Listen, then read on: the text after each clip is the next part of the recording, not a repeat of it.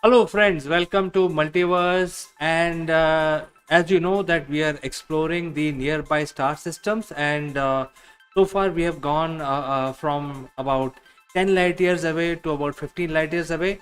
And today we have a very interesting candidate to explore. And this is a star system which is known as Gliese 820, and it is also known as Cygni. Cygni is part of the Cygnus constellation, which is swan in the sky, and this is one star system which can be seen by the unaided eye. So let's hop into our imaginary spaceship and let's get up close and examine these stars. So we are in the orbit, and you can see this one of the stars is basically uh, moving around nicely. So what is special about this star system? First of all, actually there are two stars here. It's a binary star system, not one, and it's about 11.43 light years from sun. And this is basically a orange star.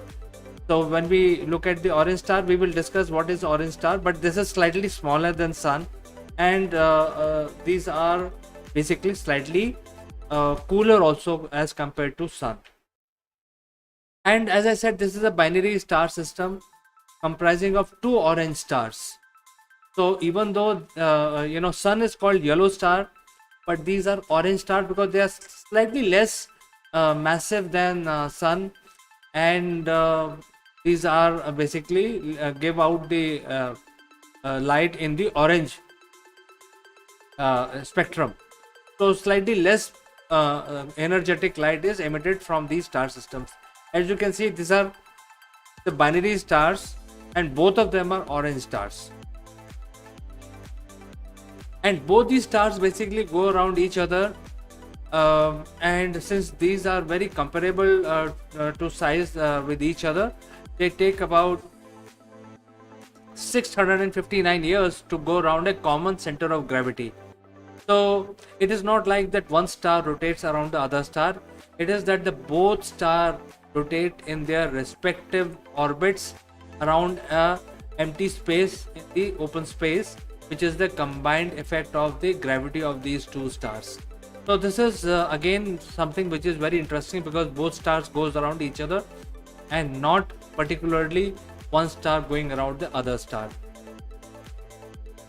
Now, in terms of the size, the both the stars are basically orange, as I said, and both stars are typically of the size of about 60 to 70% of the mass of the sun. So they are much smaller than our sun, and one of the star, which is the Cygni B, is showing a lot of eccentricity in its orbit, and that gives the scientists can calculate how much what is the angle of eccentricity which is attributed, and they can also find out that the mass which may be created, which may be nearby, which is creating this eccentricity, can also be determined.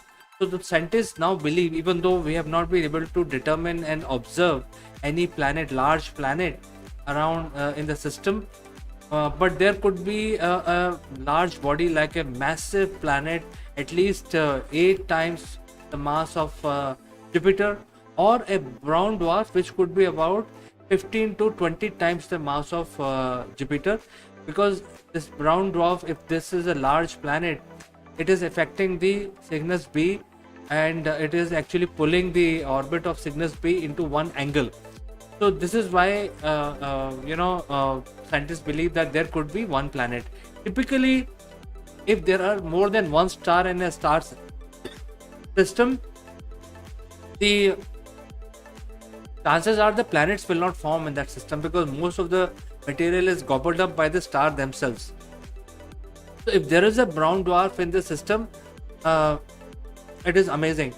However, the brown dwarfs are very, very hard to look at because they emit very small amount of radiation. They are very hot, but they do not emit too much. So it is very difficult to look at brown dwarf if they exist.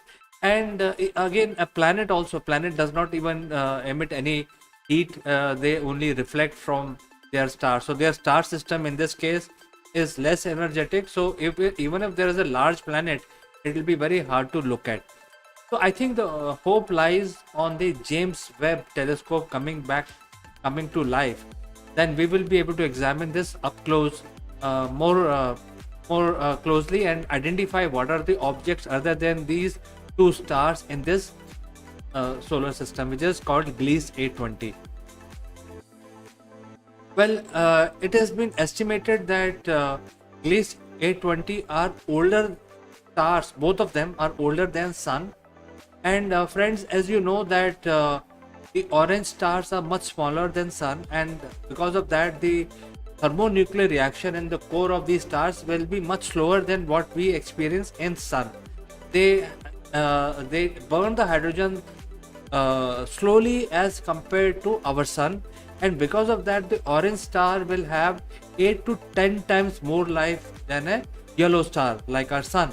So first of all, these two stars have been estimated to be older than sun, and they will live longer. So the life of typical yellow star is about 10 to 11 billion years, and life of orange star, which is also called K type star, uh, is estimated to be about 80 to 90 billion years. So 8 to 10 times longer than sun. So this is again amazing, because these two stars in one system will have longer life. So if there are planets, say for example, if there is a brown dwarf and a large massive Jupiter type planet, or so the Jupiter type planet will have their own satellites. So there could be a possibility of a stable environment on those satellites where the life can evolve. Just like we have candidates in our own solar system like Europa, where people are saying that there could be life of some type.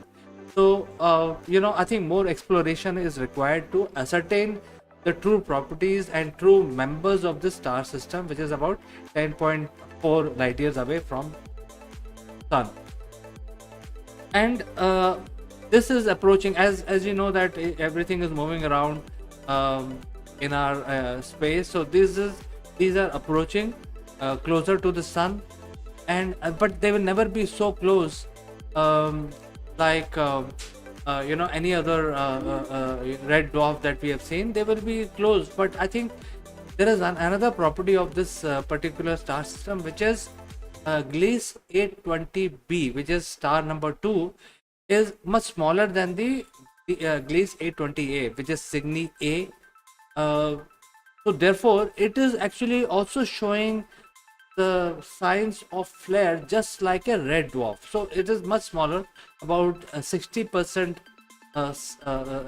small size of the sun, 10% smaller than the larger star, and once in a while it actually gives out flare similar to red dwarf stars.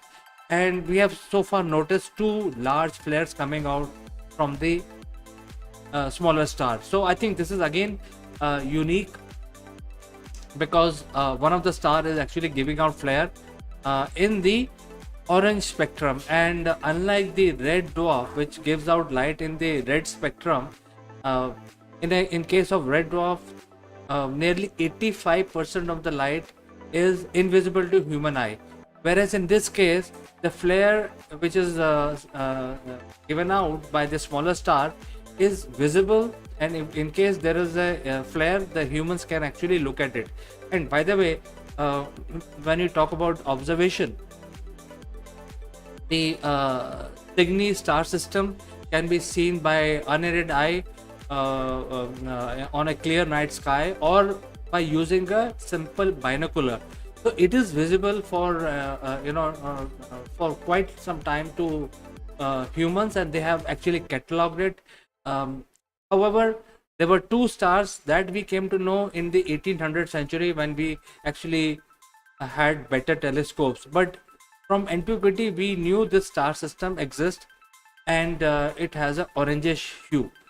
So, friends, this is something that I thought I will bring in the multiverse today. If you know something more than what I have told you in this program, Do write in your comments. And as always, thanks for watching, and I will catch you in the next one.